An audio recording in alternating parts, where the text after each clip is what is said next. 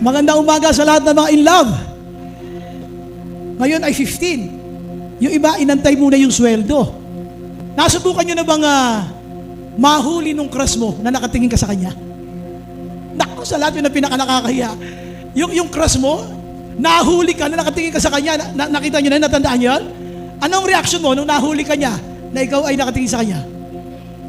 Naku, ginitihan ka, sobra naman ha. Naku, hindi, parang ka nalaglag sa upuan, kinilig ka ng husto. Isipin mo, yung crush mo, nahuli ka, nakatingin sa kanya, at ginitihan ka pa? Wow naman. Pero sa pagiging isang kabataan, siyempre nagmamature tayo, nadadagdagan yung edad natin, kumisan pati yung tibok ng puso nagmamature din. Ngayon, ang tanong ko lang ay, nasaktan ka na ba? Dahil sa iyong pagmamahal, nasaktan ka na ba? Naku na ba? Alam niyo, pagka pinag-usapan ng puso, magkasama yun.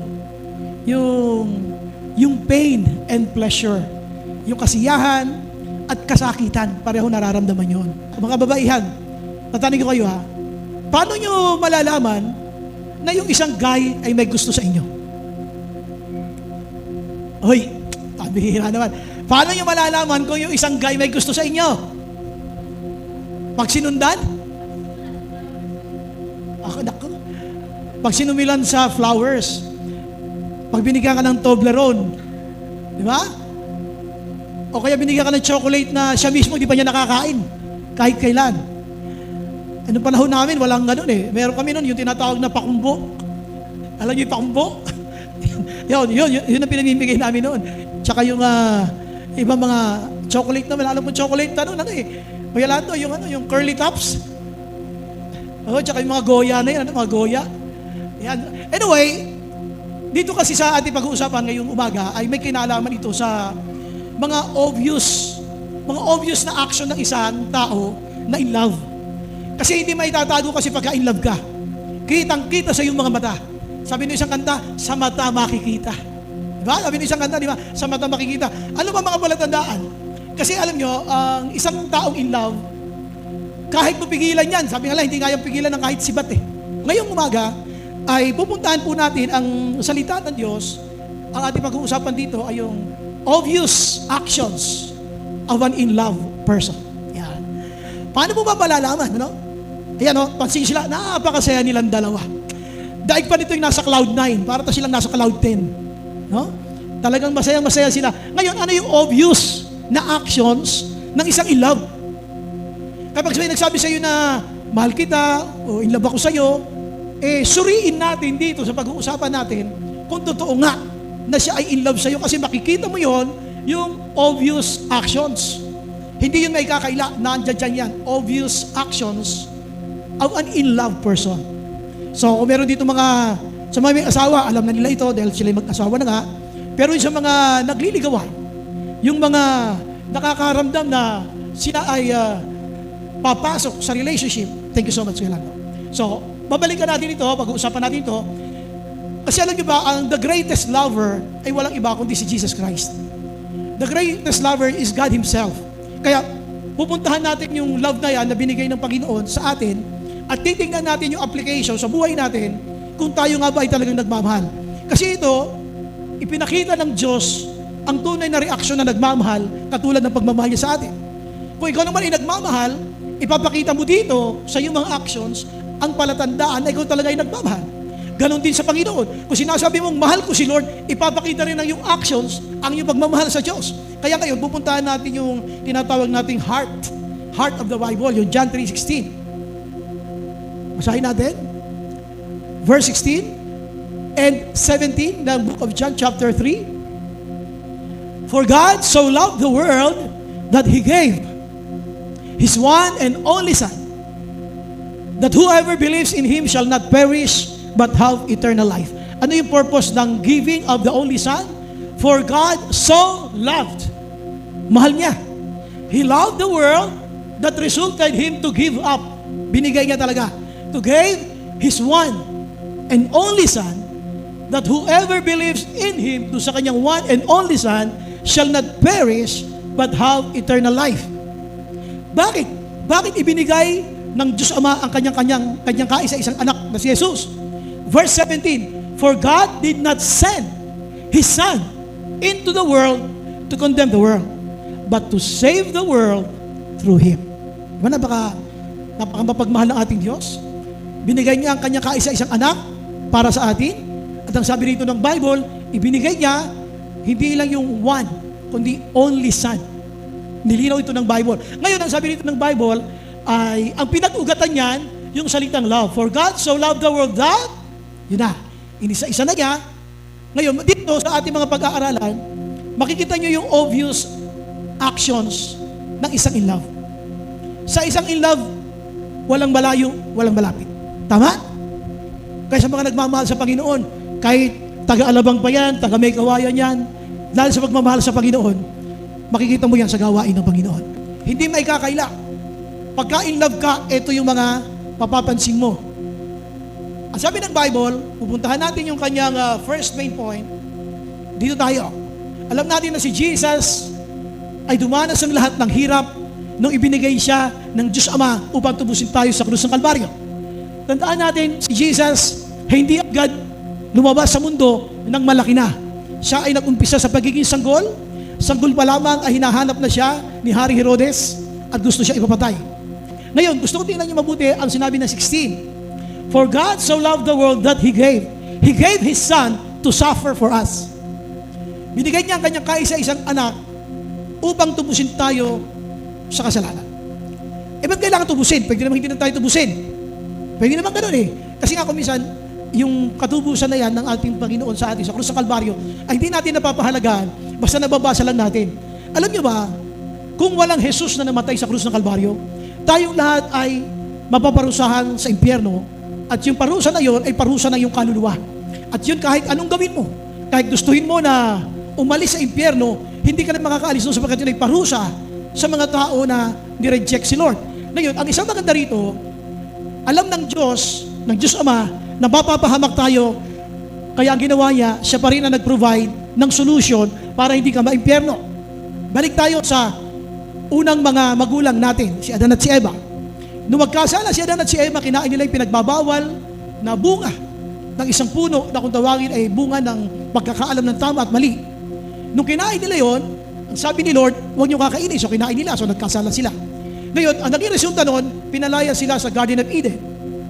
Nung sila'y pinalayas, sila'y mga makasalanan, lahat ng lahi, lahat ng magiging lahi nila ay makasalanan na rin. So, they all bound to hell because they sinned. Lahat sila, ang destinasyon nila papuntang impyerno. Kanino nagkasala si Adan at si Eva? Sa Diyos. Pero, mahal na ng Diyos, for God so loved the world. Siya na pinagkasalahan, siya din ang gumawa ng solusyon para hindi ka maparusahan. Ganon kabait ang Diyos natin. Sa Kanya tayo nagkasala, so dahil nagkasala tayo sa Kanya, parurusahan ka. Pero alam ng Diyos kung anong klaseng hirap ang aabutin mo. Kaya siya na pinagkasalahan, siya din ang gumawa ng paraan upang ikaw ay hindi maparusahan. Paano? Ibinigay niya ang kanyang kaisa-isang anak na si Jesus. For God so loved the world that He gave. Mapapansin mo rito, nung panahon na yan, na ibinigay ng Diyos Ama ang kanyang anak na si Jesus, hindi ka pa tao yan. Maging ang mga magulang mo, hindi pa tao. At nung panahon tayo nagkasala, ikaw ay nasa mga, hindi mo pa alam kung paano magkikita ang mga ninuno mo, mga magulang mo, hanggang sa lumabas ka. Hindi mo pa alam, wala ka idea ron. With so many years back, merong Diyos nag-iisip ng iyong kaligtasan. Kasi alam niya, ikaw ay mapaparusahan.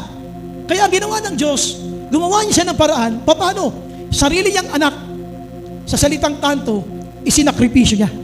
Upang lahat ng sasampalataya sa Kanya, hindi na mapapahamak, kundi magkakaroon na ng buhay na walang hanggan. So, ano yung unang-unang word? Ito sabi natin yung obvious actions ng isang in love person. God loved us so much. Sabi ng Bible, for God so loved the world that He gave. May nagsabi ba sa Diyos Ama na, sige, Lord, ibigay mo yung anak mo. May nag-utos ba sa Diyos Ama para ang ating Panginoong Jesus ay ibigay sa atin? May nag-utos ba? Wala. Ang tawag doon, initiative. Ang isang in love may initiative. Kahit hindi yan nagpapasundo, susunduin mo kasi mahal mo. Kahit hindi nagsasabi yan na bigyan mo ako ng load, magbibigay ka ng load. Kasi nga in love ka, gusto mo ma-text back ka. May initiative ang nagmamahal. Ayan o. Hindi nyo napansin yung mga in love? Pag halimbawa, kumain sila. Hindi naman pinatatanggal ng girl yung upuan, tatanggalin niya. Napaka-gentleman. Para makaupo yung girl. Di ba? May initiative. Ganun ang isang in love. O, balik tayo ngayon sa buhay Kristiyano. Ang isang nagmamahal sa Panginoon, may initiative din. Hindi ka na kailangan gisingin pa ni mama para umatin sa church. Hindi ka na kailangan gisingin. Hindi ka na kailangan sabihan. Hindi ka na kailangan daanan. Dapat nagkukusa ka na. Meron kang initiative. Amen?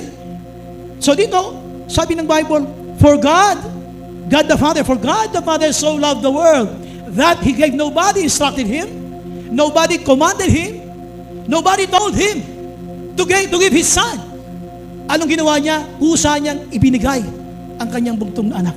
Ganun tayo kamahal ng ating Diyos. Hindi mo pa siya kilala, iniisip na niya ang iyong magiging magandang kalagayan. Ayaw kanyang maimpyerno. Kaya binigay niya ang kanyang bugtong na anak. So ang first obvious action ng isang in love ay may initiative. Sino rito mga in love? Taas nga yung kamay yung mga in love. Walang in love dito? Ano, si Mumay lang in love dito? Lahat ng in love, ha? Lahat ng in love may initiative yan. O sa mga mag-asawa, ano na naibigay ninyo? 15 na kayo, anong regalo nyo kagabi? Ha? Sabi ni Mrs. ko, kasi nasa Baliwag siya, kararating lang kagabi, 14 na 14, nakalaga siya sa inang niya, dumating siya gabi lang, masakit yung balakang, hirap na hirap. Sabi ko sa kanya, nung nandun siya, Mami, bibigyan kita ng rosas. Sabi niya, ayoko ng rosas, gusto ko bigas. Ako naman, ewan ko na, pati mga may asawa, nagmamature na yung gifts na gusto nila. Dati nun, roses, chocolates, diba? Ganun eh. Pero pag kayo medyo may anak na, bigas na, 5 kilong bigas eh, laking bagay na kayo. Nagbabago yung kanilang mga gusto. Pero tanong kayo, ano na binigay nyo kay Mr. o kay Mrs.? Bukod sa kiss. Diba? Bukod sa kiss, ano binigay nyo? Ay mga boyfriend, girlfriend yan, di ba? Di ba nagpaplano tayo ng mga ibibigay natin pagdating ng Hearts Day. So huwag nyo na babanggitin yung Happy Valentine's, ha? Please lang, ha? Ang ating church, just to declare, we don't celebrate Valentine's. Ang tawag natin Hearts Day. Kasi si Valentine's, tao yun. Ayokong pag-usapan siya. Hindi siya ang sentro ng araw ng mga puso. Si Lord. Kasi yung love na pinag-uusapan natin, dito galing yun, for God so loved the world. Ngayon, ganun ka rin. Kung mahal mo si Lord, dapat meron ka rin initiative. Nag-i-invite ka pa rin. Ang utos ng Diyos na nagmamahal sa atin bago umakit sa langit. Humayo kayo. Ipangaral nyo mabuting balita. Dapat nangangaral pa rin tayo. Kahit hindi ka na nasabihan ng cell group leader mo, hindi ka na nare-remind ng ministry, patuloy pa rin tayong gumagalaw. Sinishare pa rin natin, may initiative pa rin tayo. Patuloy pa rin tayo nag-i-invite, hindi tayo humihinto. So, ulitin ko lang ulit, ha? Ang isang nagmamahal, may initiative. Halinaw! Minsan kasi, nawawala na yun, kasi lalo sa mag-asawa. Ang mag-asawa, pag kayong bago palang mag-on, kumain niya sa Jollibee. Ano mga kinakain sa Jollibee? Sige nga. Chicken Joy, ano pa? Ano yun? Spaghetti. O, tanong nyo kayo. Kahit hindi na lang sa Jollibee, sino sa inyo kumain ng spaghetti na hindi nalagyan ng sauce yung gilid ng labi? Di ba wala? Laging sabol yung gilid, kaya pag bago lang kayo mag-on, kukuha ng tissue si boyfriend o kaya nililigaw. Pupunasan yung labi, di ba? Uy, sandali. Alam mo, nagdo-drawing. Oh. Pupunasan yung gilid ng labi ng girl. Di ba? Pupunasan talaga yung labi kasi nga, messy. Nung nagkaroon ng 2 anak, 3 anak, nag-Jollibee sila uli. Meron uli dito sa gilid si Mrs. yung sauce ng spaghetti. Kumuha uli ng tissue si Mr. Sabi ni Mr., o yan tissue, buraramo. Ganun na kayon? Pwede ba? Ba't mo magkaroon ng 3 anak na iba na? Wala na yung, sandali. Naman talaga, kala mo dinodrawing yun, ginagal. Ito 2 na yung anak eh. Buraramo. Huwag naman ganun. Ha? So ulitin ko lang ulit. Initiative. For God so loved the world that He gave. Dapat ganun ka rin. Kung nagmamahal ka kay Lord, meron kang initiative. Hindi ka lagi binibilinan. Dapat may initiative ang isang nagmamahal sa Panginoon. Amen? O sige, palapakan natin si Lord. Punta tayo sa number 2. Obvious actions of an in-love person. Ano yung number 1? Initiative. Second main point. Sabi ng Bible, dito pa rin tayo, verse 16 to 17, those who believe, sabi niya, shall not perish, but have eternal life. Kaya ibinigay ng Diyos Ama ang kanyang anak na si Jesus upang tayo hindi na mapahamak, shall not perish, but have eternal life. Tapos sabi rito, for God did not send His Son into the world to condemn the world, inulit niya uli, para hindi ma-perish, but to save the world through Him. Alam niyo, ang isang nagmamahal, mayroon niyang objective. May layunin yan. Bakit ka nagtsatsaga dyan? Bakit mo yung pinagtitiisan? Nire-reject ka na nga eh. Sinabihan ka na nga, tigilan mo na ako. Bakit nandiyan ka pa rin? Anong ginawa mo? Bakit nagtitiis ka? Kasi may objective ka. Pinagpe-pray mo siya, gusto mo siyang mapangasawa, gusto mo makasama sa buhay. Kumbaga, hindi ka bibitaw kasi may objective ka. May objective ang God the Father. The reason why He sent His one and only Son, so that we shall not perish. Yan ang objective ng Diyos. Kaya niya binigay ang kanyang kaisa-isang anak, so that we shall not perish. Ang gusto ni Lord, makasama kita. I want you to have an eternal life. Ang eternal life, saan ba manggagaling yun? Saan ba mapupunta yun? Yung eternal life yun, pag nagkaroon ka nun, ibig sabihin nasa piling kita. Ibig sabihin kasama kita. Ang objective ng isang nagmamahal ay yung makasama siya for a long term. Ayaw mo na siya maging girlfriend o boyfriend. Meron kang objective. Gusto kitang makasama habang buhay. Ganon din si Lord. May objective siya. Ayaw kanyang mapahamak. God wants you to be with Him forever. You shall not perish, but have eternal life. Dito sa eternal life, magkasama kayo dyan ni Lord. Kaya tandaan mo, huwag kang manliligaw na wala kang objective. Lalo-lalo na kung nasa tamang edad ka na, may trabaho ka na, huwag kang manliligaw na walang objective. Hindi ito laro. Hindi ka naglalaro. Ganon din ang paglilingkod sa Panginoon. When you serve the Lord, you must have an objective. What is your objective? Gusto mo magpapogi sa crush mo? Dahil maganda ka? Gusto mo magpamacho sa crush mo? Kasi macho ka? Anong objective mo? Tandaan nyo ha, obvious action ni Lord. Kaya niya sinend His one and only Son para wag kang mapahamak. Gusto kong magkapiling tayo sapagat ikaw ay akin. Tinubos kita sa krus. Ganon din tayo, di ba, pag nagmamahal? May objective ka. Kaya nga hinahatid para maproteksyonan. Gusto mong malaman kung ano lagay niya, kaya chinachat mo. Okay ka ba? Ayaw mo siya na nag-aalala, ayaw mo siya na nag-iintindi kasi apektado ka. Gusto mo okay siya.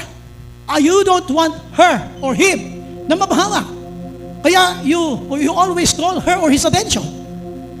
Dito, ganun din si Lord. Ang objective ni Lord, kaya binigay ng Diyos Ama ang kanyang kaisa-isang anak upang makasama ka ng Diyos sa piling niya, yung eternal life na sinasabi. Magkaroon ka ng eternal life sa piling niya kasi God wants you to be saved. You know? God wants you to save the world through Him. Sa pamamagitan ni Jesus, kahit siya mamatay, kung mangangahulugan ito ng iyong kaligtasan, nais kitang makasama, ang sabi ng Panginoon. Ngayon, nagmamahal ka. Nag-girlfriend ka, ano objective? Para may pang-display ka? Mayroon akong girlfriend, may boyfriend ako, may pang-display? It's a very, very poor objective. Hindi na objective pag pumasok ka sa relationship. Dito, malinaw ang objective. Ngayon, ikaw, mahal mo si Lord. Amen. You do serve Him. At all costs, gagawin mo lahat para kay Lord. Then, what is your objective? Nasa church ka to worship the Lord. And then, gusto ko mag-serve kay Lord. In any way I can. Sabi niya, gusto ko mag-serve kay Lord. Kasi mahal mo si Lord. Ang nagmamahal kay Lord, naglilingkod kay Lord. Hindi ka kailangan sabihan. Hindi ka kailangan i-remind. Anong objective mo? Ano yung long-term plan mo as a Christian? As a Christian leader? Ikaw na in love. O sige, sinagot ka na niya. Ano ganun lang, araw-araw, magkikita kayo, magtititigan kayo? Wala kayong objective in the future? Sabi rin, gusto nyo rin in the future, long-term, gusto nyo magkasama kayo. Ganon din si Lord. Kaya kanya tinubos sa krus. Ayaw kanyang mapahiwalay. Ayaw kanyang maimpyerno. Gusto kanya magkaroon ng eternal life. Sa piling niya, magkasama kayo. Kaya dapat may objective ka rin. What is your objective in your Christian life?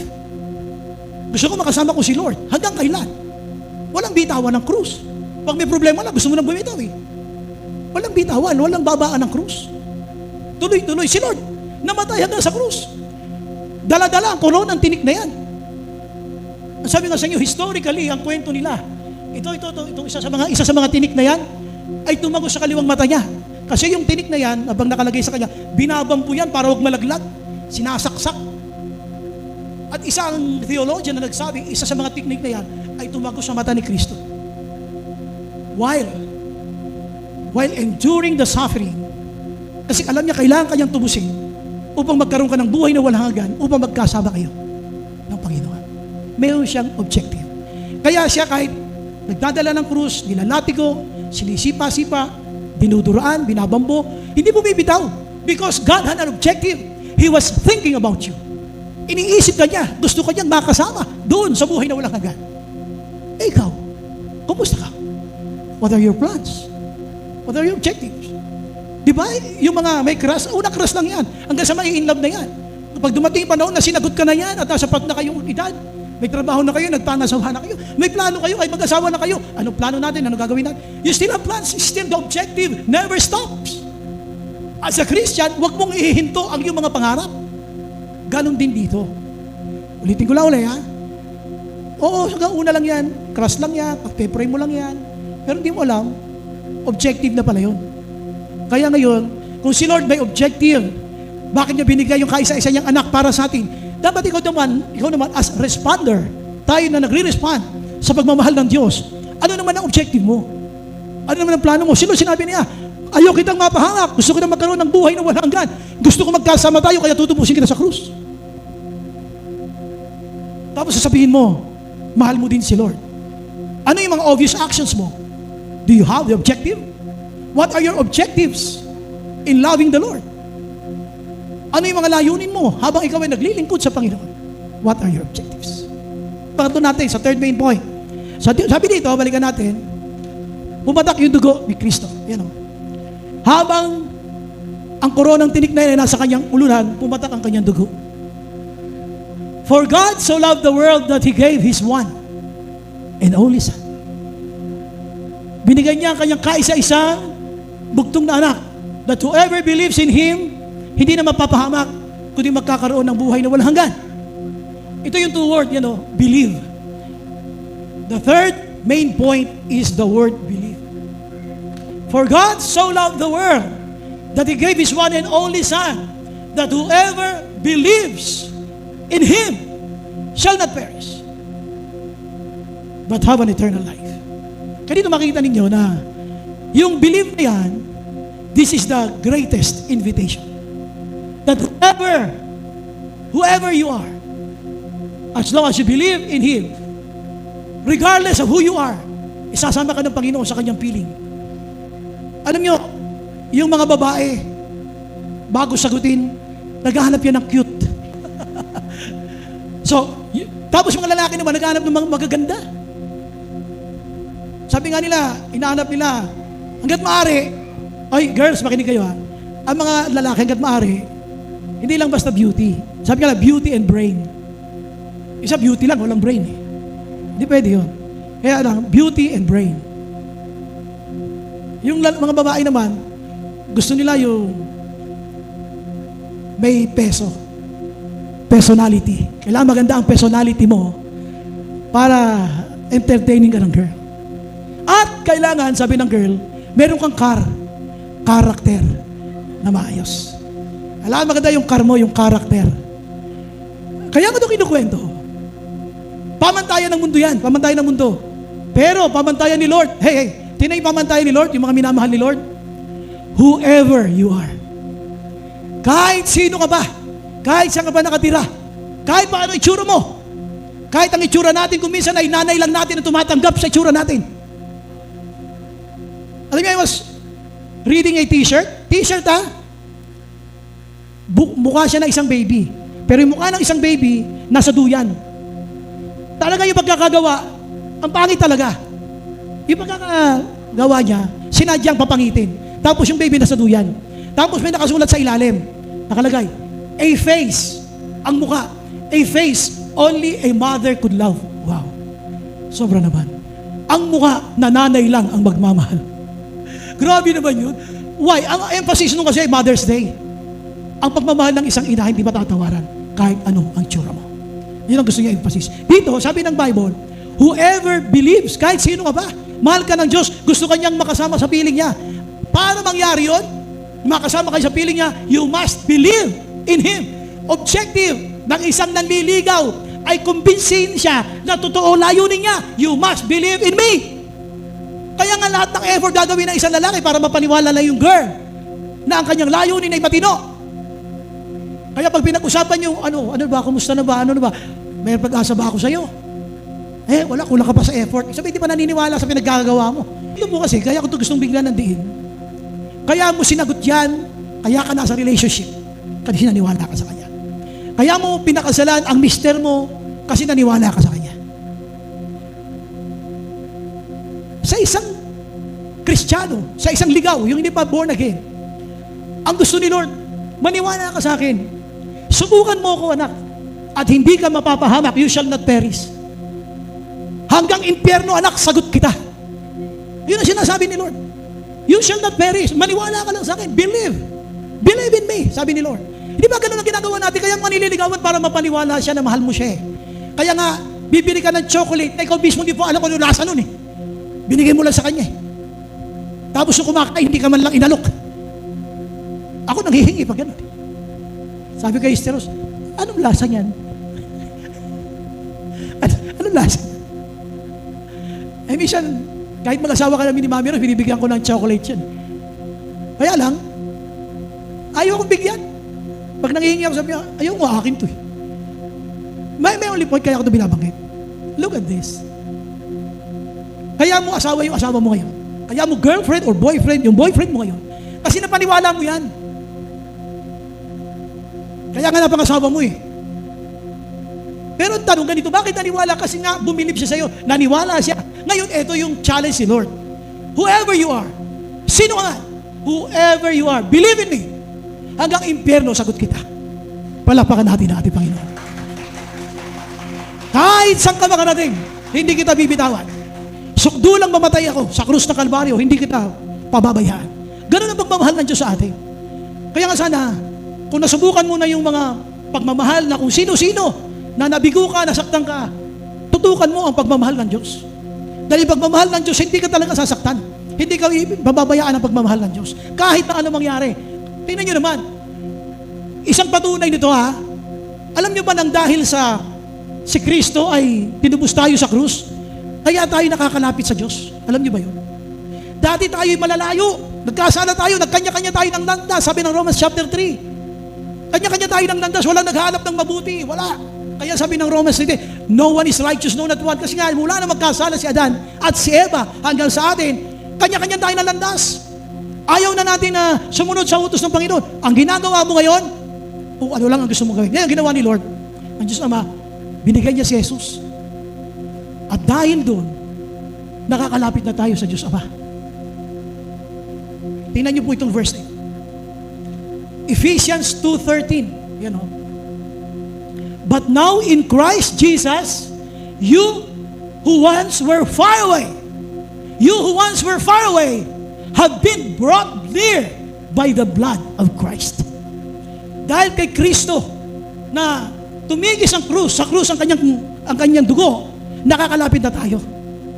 Nagiging malapit na tayo sa Kanya. Bakit? Linawin ko lang ito ha.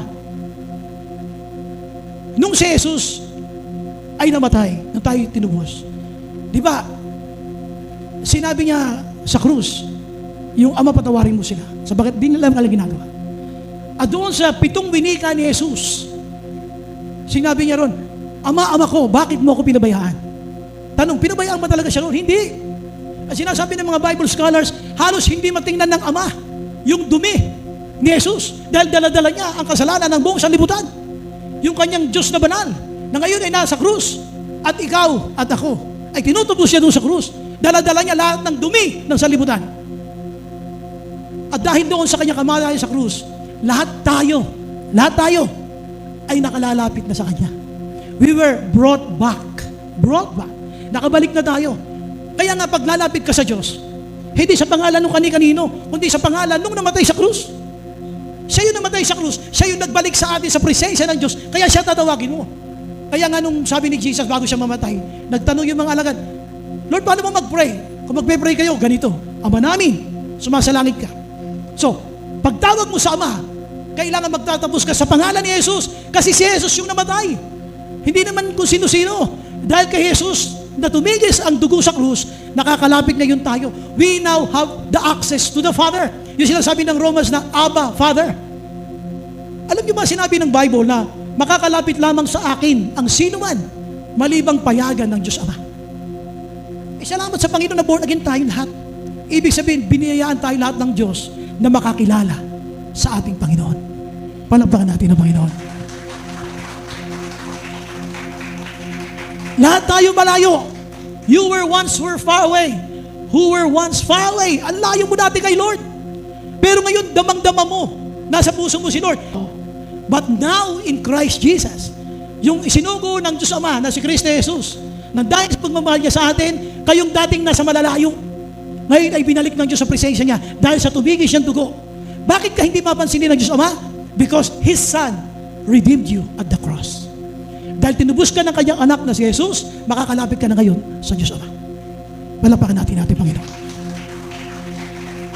But God demonstrates His own love. Pinakita niya yung kanyang pag-ibig. Kumbaga, love is an action word. You show it. Ang pag-ibig, hindi ito sinasabi lang, hindi ito talkies. Pinapatunayan ito, merong proofs. May pruweba. Kaya ngayon, yung nililigawan mo, naniniwala na. Kasi may pruweba ka pinapakita. You demonstrated your love towards her. Ganito ginawa ni Lord. Oh. God demonstrates His own love for us in this. Paano? While we were still sinners, Christ died for us. Nung panahong mga makasalanan pa tayo, nung mga panahong hindi pa natin siya kilala, nung mga panahong kahit ang mga magulang natin ay wala pa, namatay na siya, malayong panahon na lumipas, namatay na siya, upang ikaw ay tubusin at hindi ka mapahamak sa impyerno. Ganun ka kamahal ng Diyos. Isa pang palakpak para sa Kanya. Tipin mo dahil sa pagmamahal ng Diyos, kaya pala ako nakakalapit sa Diyos. Hindi natin alam yun. Minsan ang tapang mo sa Diyos eh. At tingin mo parang may utang na loob ang Diyos sa iyo eh. Eh kung pabayaan ka ng Diyos, eh di nasa impyerno ka. Eh pag napunta ka sa impyerno, hindi ka lang mag-i-stay doon ng mga 1 week or 2 weeks. That is through eternity. At ang sabi ng Bible, kaya ka dadanas ng hirap sa impyerno because of the wrath of God. Lahat ng mga nag-reject sa Diyos, lahat ng mga umayaw sa Diyos, ay paparusahan doon sa dagat-dagatang apoy. Buti na lang na born again ka. Obvious actions of an in-love person. Number 1 is, dapat mayroong initiative. Dapat may pagkukusa.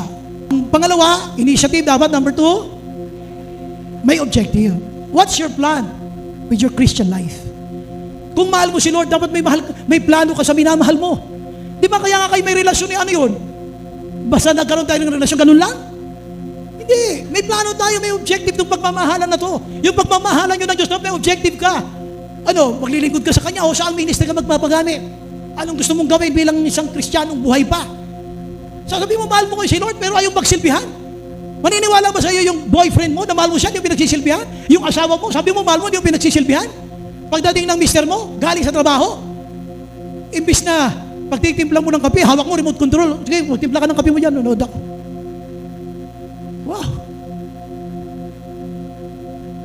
Sabi natin, mahal natin si Lord, pero ayaw natin paglingkuran si Lord. Sa mag-asawa, mararamdaman mo yan. Alam nyo nga, as a rule sa mga may baby, pakinggan nyo ito ha. Pag daw si mister bagong dating, kahit anong pagod ng misis sa pag-aalaga ng anak, huwag mo agad ipapasa yung baby sa mister. Pahingahin mo muna. Pahingahin mo muna. Nakapahinga na. Timpla mo ng kape. O, tsaka bigay yung baby. Hindi yung, maghapon na ako rito, ako na naglaba, ako na nagluto, ako na lahat, ay ko naman. Pero totoong larawan yun ng buhay may asawa. Kaya nga sinasabi, para maging healthy yung relationship. Para maging okay. Ako pa naman, ewan ko, kaya siguro isa lang anak namin eh. Nahirapan talaga ako mag-alaga ng baby. Gusto ko lang pagka masaya siya, masaya din ako. Pag umiyak yung baby ko, pag ako umiyak na rin eh. Yun na yun, ayoko na yun. Hirap ako sa pag-aalaga ng baby talaga. Basta doon lang sa pagmasaya. Pag umiyak, sa'yo na. Ganun, parang, ewan ko. Anyway, balik tayo dito. Tapos yung pangatlo natin ay believe. Dapat naniniwala ka kay Lord. Kung naniniwala ka sa husband mo, sa wife mo, dapat masahit ka maniwala kay Lord. Any situation, whoever you are, that was the challenge. Whoever you are, you must believe in me. Kago kita hanggang impyerno. Amen? So, punta tayo sa conclusion. Anong conclusion na message sa ito? By the cross, we know the gravity of sin. Sa magitan ng krus, malalaman mo yung bigat ng kasalanan and the greatness of God's love. Sa magitan ng krus, makikita mo, malalaman mo ang bigat ng kasalanan at ang kadakilaan ng Diyos. Kadakilaan ng pag-ibig ng Diyos para sa atin. Amen?